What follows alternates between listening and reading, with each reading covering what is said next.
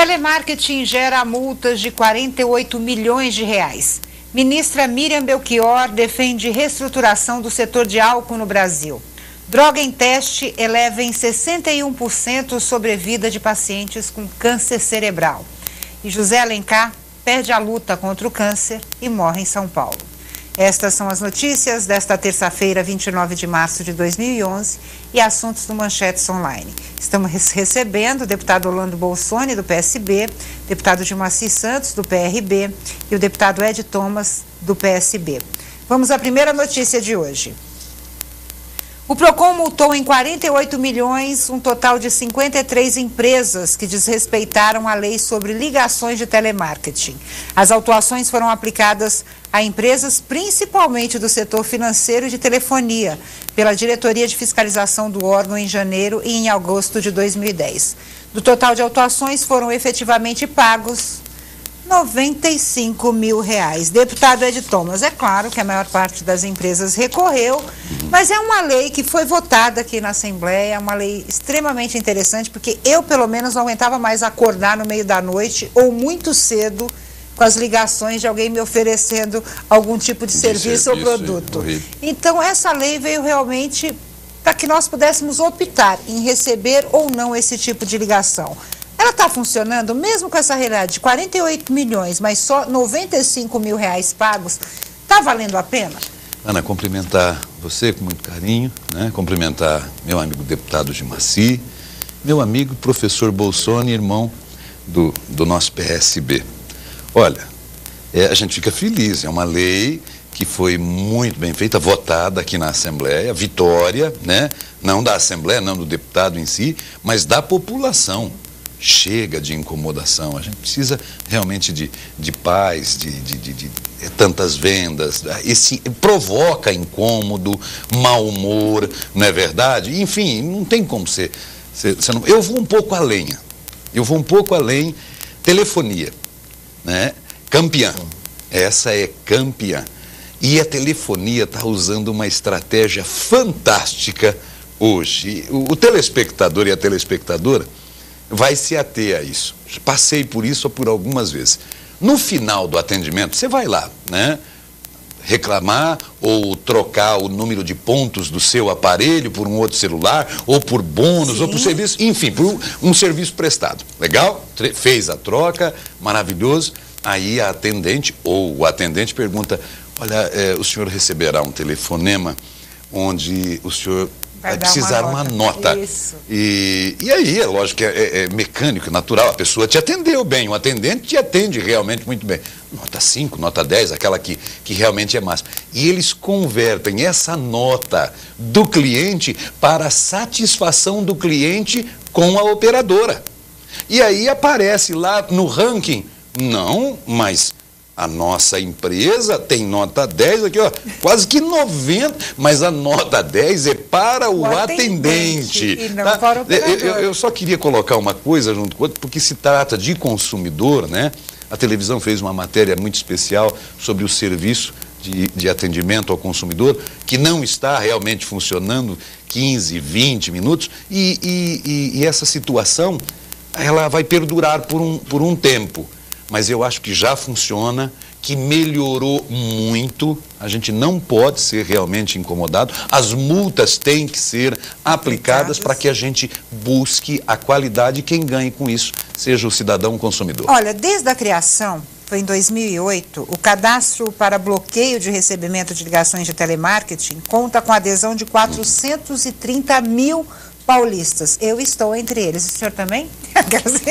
Ou o senhor não se cadastrou ainda? Deputado Gilmacy.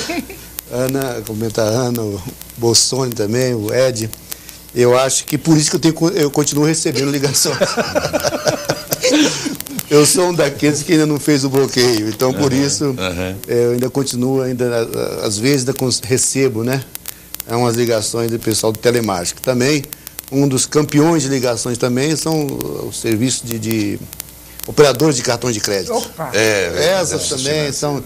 É grande a tentativa deles, né? O assédio deles em cima dos clientes. Mas eu também concordo com o Ed que a lei é boa, tem funcionado, mas acho que nós devemos criar um mecanismo, né, de fiscalizar melhor e fazer com que essas multas de 48 milhões, apenas 95 serem pagas, fazer com que essas empresas realmente venham sentir. Porque, infelizmente, muitas empresas só resolve o problema, só toma atitude quando realmente sente no bolso. E quando isso continuar acontecendo dessa forma, acho que nós vamos ter problema. Então, acho que nós devemos agora, assim, sei lá, trabalhar de uma maneira que a gente possa realmente fazer valer essa lei e aplicar realmente, fazer essas pessoas que foram multadas, que elas iam realmente pagar e para ver se melhora assim, e vou bloquear o meu celular. Vou dar o site no final do programa, você dá nota. Vou bloquear ainda hoje. Deputado Bolsoni, eu questiono o seguinte, aqui a gente está falando de empresas que foram denunciadas, porque muita gente não denuncia. É aquela coisa, o senhor recebeu a ligação, ofereceu o cartão, não quero, não, eu me cadastrei e recebi. Muita gente não reclama ao PROCON a questão de empresas que estão desrespeitando a lei. Também tem esse porém, né, deputado Bolsoni? Inclusive, as pessoas humildes, as pessoas aposentadas, até alguns dias eu conversava com o deputado Ed Thomas, eles são as pessoas com um potencial maior de vítimas desse... a gente viu o empréstimo consignado. Exato. Os aposentados, coitados... Se oferece, caso do empréstimo foi um dos exemplos, então a forma da mensagem era a disponibilidade para o senhor, para a senhora de tal valor, e a pessoa às vezes era induzida a essa prática. O deputado Gilmar Santos e o deputado Ed Thomas lembraram bem, então a lei... a democracia se faz com avanços. Eu acho que foi um avanço, disciplinou, então foi importantíssimo.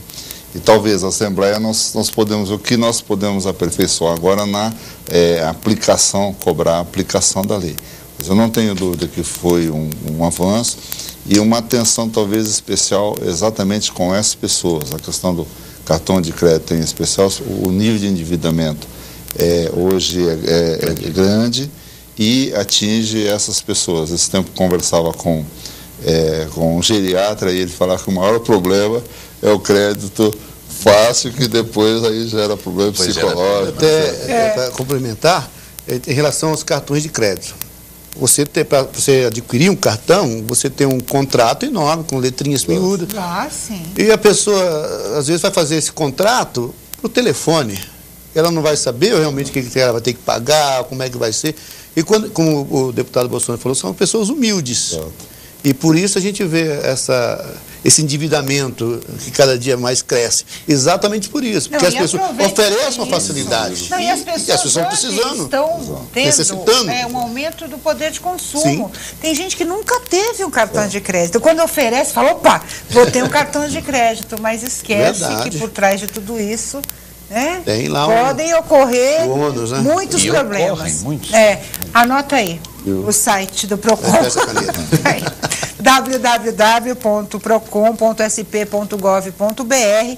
Se você quiser se cadastrar para não receber mais essas ligações inconvenientes, acessem o site do PROCON, repetindo www.procon.sp.gov.br. Vamos à nossa segunda manchete de hoje. Em meio a discussões sobre investimentos em agricultura no Brasil, durante a reunião anual do Banco Interamericano de Desenvolvimento, no Canadá, a ministra Miriam Belchior, do Planejamento, defendeu uma reestruturação do setor do álcool brasileiro para evitar importação na entre-safra. A gente comentou, o deputado Bolsoni estava aqui nesse dia, quando a gente falou do aumento do preço do álcool no mercado brasileiro. Chegou a 19% o aumento do álcool e aquela coisa. Hoje a gente tem, até brinquei, falei, ainda bem que a gente tem carro flex, né? Porque pode optar pelo álcool ou pela gasolina. A postura da ministra está correta, deputado Bolsoni, ou seria outro caminho? Corretíssimo. No sentido de se planejar de forma que o mercado, os produtores brasileiros se organizem, o governo oferecendo diretrizes e condições para se evitar a importação. A importação ela ocorre, deve ocorrer em momentos críticos quando tem para efeito regulador. Então aí é um momento oportuno. Mas ela deve ser evitada porque, veja, de outro lado, nós estamos deixando de gerar empregos, tributos, recursos no Brasil, gerando problemas aqui e gerando esses empregos, no caso lá nos Estados Unidos. Então a medida é correta e isso se faz organizando através não é fácil, mas através com estoques reguladores. Então estoques reguladores ou também se organizando a produção para que não haja essas quedas. E mais uma vez cai também com fiscalização, que é o que discutimos no outro programa, questão da ponta, o custo, o valor de custo de produção e valor na bomba. Então, evitar fiscalização, então ter fiscalização para evitar o atravessador. Né? Não, e tem outra coisa, eu não entendo muito de mercado de álcool, essas coisas não, viu, deputado de Maci, mas eu imagino o seguinte, como leiga que sou, a gente viu um movimento muito alto, né, de incentivo ao álcool. E a gente também viu um movimento de regulamentação do setor, porque a gente tem uma grande quantidade de canaviais no estado de São Paulo. Hoje se fala em monocultura, infelizmente, né? A questão do trabalho escravo também nos canaviais. Seria o momento de reestruturar o setor, mas não somente a questão do preço, né, deputado Gilmaci? Se pensar nessas outras questões também. Sem dúvida, eu acho que, já que se discute isso nesse momento, estão aproveitando, tem que se fazer, como se diz por aí, o serviço completo. Mas eu estava em Araraquara na sexta-feira e debatendo, conversando com algumas pessoas, eu que não sou muito da área da agricultura, e eu perguntava ali, exatamente naquela região, né, Bolsonaro, que é uma região que tem o cultivo da cana-de-açúcar, e eu queria entender o porquê do preço do álcool nesse momento. Se tem tanta cana. Se tem tanta cana. Mas aí também o deputado Bolsonaro falava aqui agora sobre a maneira de regular também o plantio, né? Intercalar, enfim. Mas nós podemos observar também, Bolsonaro, até na tua região, que muitas pessoas também, a produção de cana-de-açúcar já foi maior, inclusive naquela região. E hoje essa cultura está perdendo espaço para um outro tipo de plantação. Ou até está perdendo a própria terra, porque me disseram que onde se planta cana há muito tempo, você não consegue mais plantar nada. Sim, e hoje você andava na região de Rio Preto, Ribeirão Preto, onde tinha muita cana-de-açúcar, hoje você vê pouca, você vê mais o eucalipto, a seringueira, então também, não sei se seria então eu sou leigo, não sei se seria esse um dos motivos, pela falta do álcool e pelo elevado preço, enfim. Talvez seria no caso, se está acontecendo isso, que o governo viesse com algum tipo de incentivo para que os produtores voltassem à sua origem, da produção da cana-de-açúcar. E tem a questão ambiental, deputado Ed Thomas. A gente está falando de preço, claro, mexe com o bolso da gente, né? Eu sempre gostei aqui, vou assumir aqui meia culpa, eu sempre gostei de usar gasolina, porque eu acho que a gasolina dura mais e mulher, sabe aquela coisa? Economia, mas o álcool vai acabar mais rápido, vai esquecer de mulher, que mulher também não roda de gasolina. Você roda mais. Mas a questão do álcool também tem a situação ambiental, olha, né? É uma questão, ambientalmente correto. A Ana colocou agora a questão que está sendo discutida em todo o mundo, que é a questão ambiental. Nós estamos fiscalizando mais as pessoas, o jovem, a escola, enfim, a sociedade de uma forma geral, né? Por quê? Porque a queimada, nós votamos aqui a lei, vai terminar em 2012, né? Foi antecipada, né, para 2012, e aí vai piorar um pouco mais essa situação. A mecanização já existe, uma máquina substitui 80 trabalhadores, certo? Não está havendo qualificação profissional para esses canaviais, né?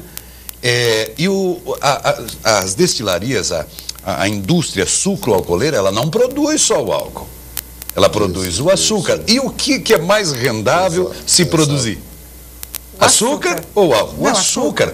A indústria sucroalcooleira do país, algumas destilarias, tem contrato de 30 anos já com China, com Coreia, para a entrega de açúcar. Então, O álcool corre um produto risco mais enorme. exportado hoje. Agora, e aí o deputado Gilmacy colocou a seringueira, o próprio eucalipto, e também, deixa eu colocar, porque eu venho de Presidente Prudente, onde a gente tem muito deserto verde. Deserto verde é a cana, né? Tá tudo seco em volta, ela tá sempre verde. Joga lá um produto para maturação que é fantástico, né? Só que aonde cai também na nascente de água, acaba com tudo. Enfim, e esses desertos verdes, eles existem. Só que muitas da indústria sucroalcooleira não está pagando o arrendamento para o fazendeiro, tá? Tem isso também. Aí o fazendeiro, naquele corte, ele não vai chupar toda aquela cana, não vai fazer garapa. Aí, olha, nós vamos retirar a cana a hora que der para retirar, no período certo. Depois que retirou, o fazendeiro fala, agora não quero mais, eu vou arrendar para o feijão, para o milho, para o arroz, e tá havendo esse outro caminho. Quando o solo ainda serve, estamos caindo na realidade. Quando o solo ainda serve. Monocultura não de maneira... Porque o que a gente vê, o meio ambiente, e a matéria traz aqui de investimento feito com o Banco do Japão e tudo mais, 300 milhões de dólares. chamada linha verde, que é necessário. Para projetos ambientais. Eu tenho um projeto tramitando dentro da Assembleia, né, que é o projeto O Álcool da Batata Doce, que já discutimos aqui, que é agricultura familiar, não tem queimada, não é verdade? Então, e que gera energia. esse é um país maravilhoso, fantástico. Nós vamos buscar outras alternativas. Mas existe, eu acho que o lucro agora está no açúcar e não está no Eu fui ao Nordeste e fiquei maravilhada com a energia eólica. Eu nunca tinha visto.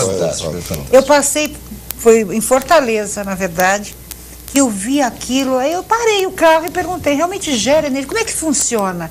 Funciona bem. Há investimento do governo para a geração desse tipo de energia. Houve um tempo também com relação à energia solar.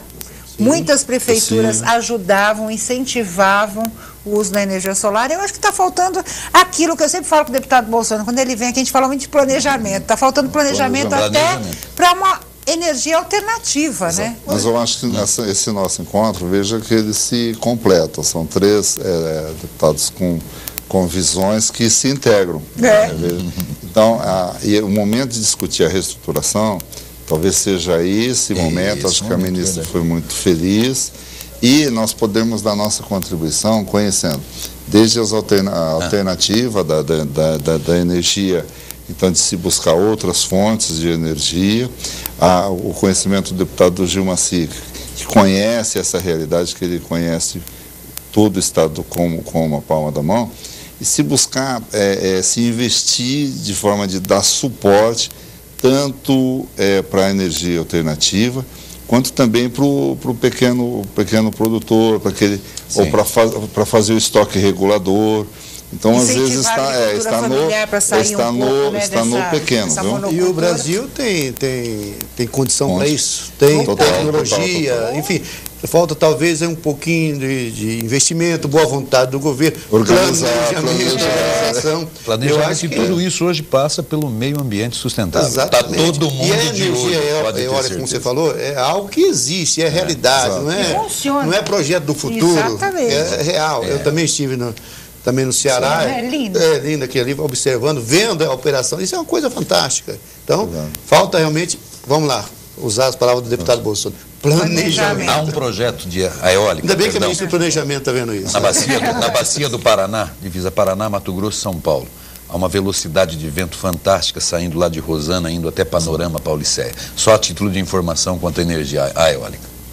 Olha, eu vou passar para a quarta manchete, que nosso tempo está terminando, mas é claro que é um assunto, quem sabe a história, né? Quem acompanhou esse tempo todo, durante 13 anos, o ex-presidente lutando contra o câncer, sabia que em um momento a doença iria vencê-lo, mas ele foi firme até o fim. Vamos lá, o tema da nossa quarta manchete. O ex-vice-presidente da República, José Alencar, morreu nesta terça-feira às 14 horas e 45 minutos por falência múltipla de órgãos, aos 79 anos, no Hospital Sírio-Libanês, em São Paulo. O político mineiro lutava contra um câncer na região do abdômen. Na última das várias internações, Alencar estava desde segunda-feira, dia 28, na unidade de terapia intensiva do Hospital Sírio-Libanês, em São Paulo, com quadro de suboclusão intestinal. Vou começar com o deputado Gilmacy, que é do partido, né, do ex-vice-presidente. Eu acho que ele deixa uma contribuição muito grande, não só como político.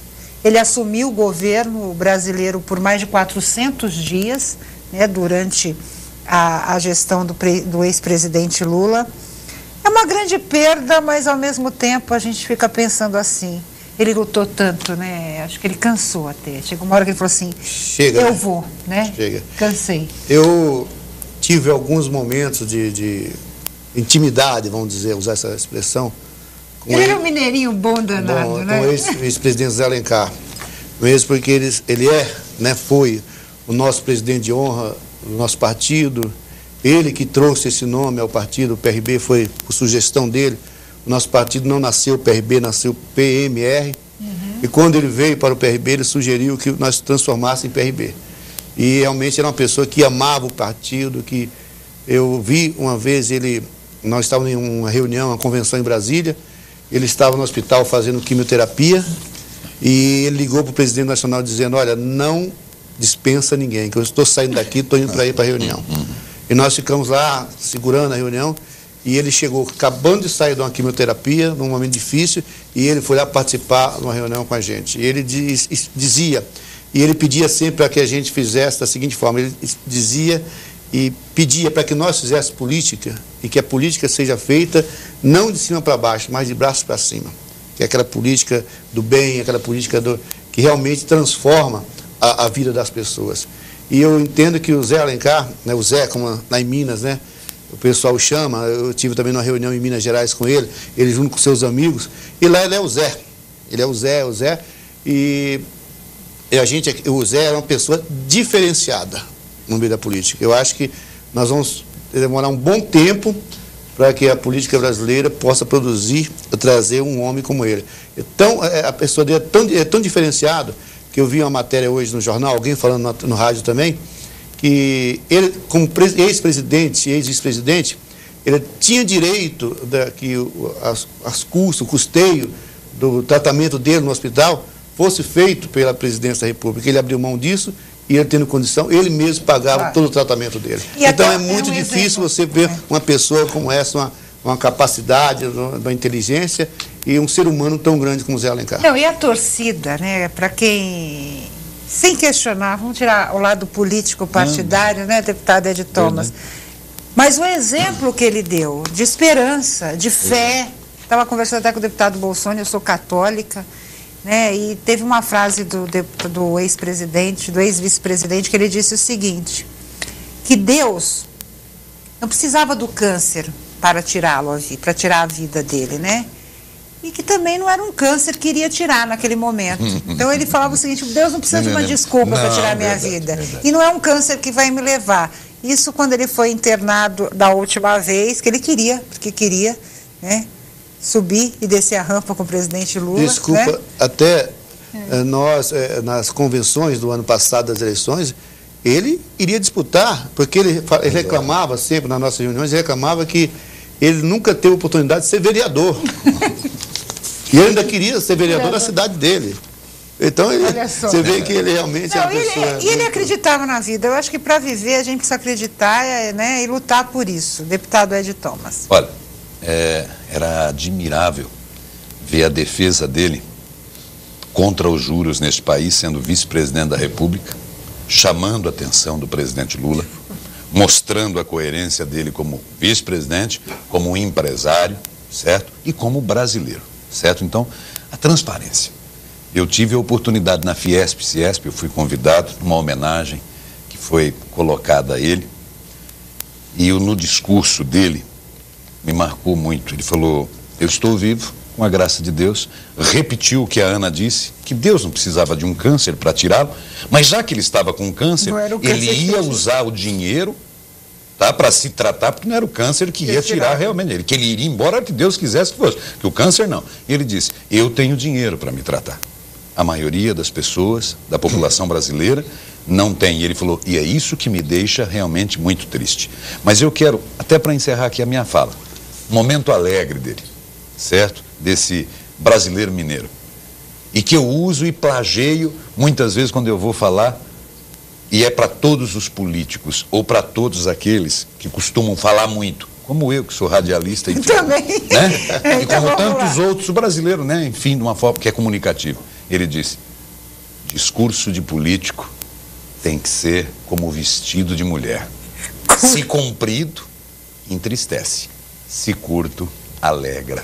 Então, eu guardo essa lembrança dele. Ele disse isso aqui em São Paulo. Ele disse sempre, né? E a última vez que ele disse foi aqui em São Paulo, quando ele foi homenageado no aniversário da cidade. Foi no aniversário da cidade, isso. Deputado Bolsonaro, eu não tive, infelizmente, a honra de conhecer o ex-presidente Alencar, mas tive uma realidade semelhante com meu pai e o admirei por causa disso, né? A força pela vontade de viver. Eu acho que ele deixa, veja que nós estamos falando do passamento de uma referência da história do Brasil, como bem lembrou o deputado Gil Vassi, o deputado Edson. Mas estamos falando, veja que interessante, não pesaroso que sabemos a falta que vai fazer para o país, mas de outro lado lembrando a alegria. Então eu acho que ele deu primeiro um exemplo de vida, ele deu um exemplo, ele foi um pequeno empresário, setor de confecções, tá? Ele tem uma carreira, fez uma história brilhante, exemplo de transparência. E ele teve, eu diria que na história do Brasil, a presença do vice-presidente José de Alencar, ele também mudou a história. Ele fez uma escolha e ele foi decisivo nas eleições que levaram o presidente Lula. Então é um contexto histórico. Agora, e a imagem que ele deixa um exemplo para a geração. Nós estamos num momento, eu que chego que tenho a honra de participar dessa casa pela primeira vez, a questão da imagem do político. Veja um exemplo que nós podemos ter, exemplo de vida e de que possa, eu acredito que pode encorajar os jovens a abraçarem a política como uma forma de contribuição para uma sociedade cada vez melhor. Ele fazia política por amor, ele não precisava. A gente sabe que ele nasceu pobre, foi vendedor de tecido, virou empresário, cresceu, tinha muitas pessoas que trabalhavam para ele. Ele não precisava da política. Ele fez a política por amor. Realmente, por convicção. E tem uma frase dele que é marcante também, Ed, que ele sempre dizia: eu não tenho medo da morte, eu tenho medo da desonra.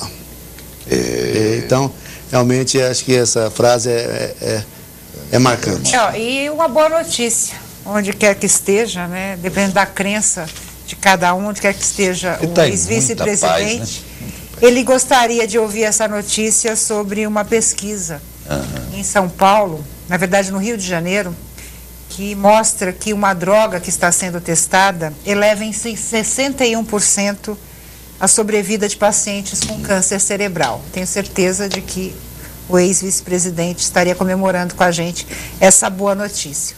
Eu quero agradecer, deputado Ed Thomas, deputado Bolsonaro, deputado Gil Vassi. Quero agradecer a você. O Manchetes Online vai ficando por aqui. Nós temos um encontro no próximo programa. Um grande abraço e até lá.